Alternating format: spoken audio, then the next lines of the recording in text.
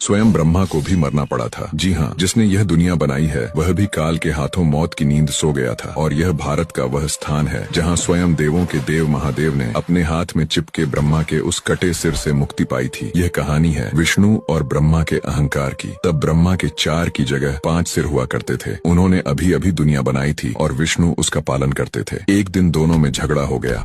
मैं महान हूँ। नहीं, मैं तुमसे ज्यादा महान हूँ।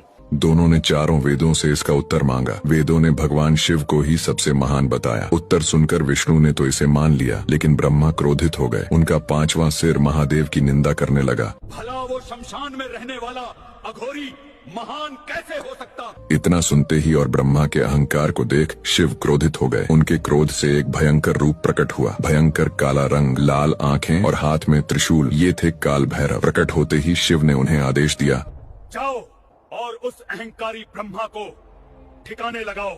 भैरव ने ब्रह्मा के उस 5वें सिर को धड़ से अलग कर दिया जिसने शिव की निंदा की थी। सिर कटते ही ब्रह्मा का अहंकार टूट गया। उन्होंने भगवान शिव तथा काल भैरव से क्षमा मांगी। ब्रह्मा जी को तो माफ कर दिया, लेकिन वह ब्राह्मण थे और एक ब्राह्मण का सिर काटने की वजह से काल भैरव को ब्रह्म हत्या का पाप लग गया। ब्रह्मा का वह कटा सिर उनके हाथ से चिपक गया। इस भयानक पाप से मुक्ति के लिए वे दर दर भटकने लगे। हाथ में ब्रह्मा का कटा सिर लिए वे भिक्षा मांगकर गुजारा करते थे। कई युग बीत गए, लेकिन वह कपाल उनके हाथ से नहीं छूटा। भटकते हुए वे एक दिन काशी आ पहुँचे। जैसे ही उन्होंने इस जगह पर पैर रखा, ब्रह्मा का सिर उनके हाथ से छूट गया। अब वे पाप से मुक्त हो चुके थे। शिव प्रकट हुए और काल भैरव को काशी का कोतवाल नियुक्त किया गया। उन्हें यह भी वरदान मिला कि जो भी काशी में प्राण त्यागेगा उसके कर्मों का हिसाब भैरव ही करेंगे, जिसे भैरव यातना कहा जाता है। इस घटना को हुए कई युग बीत गए, लेकिन आज भी काशी की रक्षा स्वयं काल भैरव करते हैं। जो भी बाबा के भक्त हैं, कमेंट में उनके नाम का जयकारा जरूर लगाएं।